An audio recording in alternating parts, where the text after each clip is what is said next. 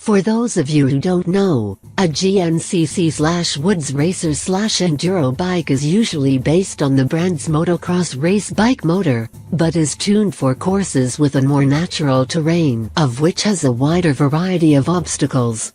Compared to their motocross counterparts, the suspension is revised and the gas tank is normally larger.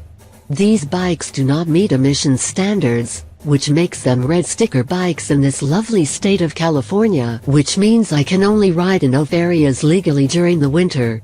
Now, we can blame it on only being allowed to ride this bike during the winter or on my burgeoning love for riding off-road, but I've been riding the YZ250FX a lot. It's been too cold/wet to get good road conditions for street riding. I'm a wuss, I know, and several of my buddies bought dual sports, which means I've had the Yamaha out in the trails or sand or single track pretty much every weekend for the past month or two. I've taken it places it probably had no business being, with bikes it was too small to keep up with, and I've loved every minute of it. The biggest changes come to Yamaha's already impressive power plant. The single-cylinder engine gets 13 changes in all, which help improve power from 4,000–14,000 RPM. Yamaha has paired that power plant with a wider ratio 6-speed transmission and an off-road spec clutch for easier modulation when picking your way through obstacles.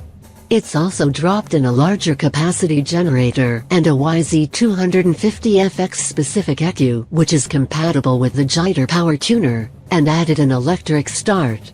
The chassis also gets a few modifications to better suit the bike's intended purposes, with a total of 10 changes including a new forged swing arm pivot, engine mounting bracket changes, and reworked front fork fabbing, for increasing rigidity and stability in cornering.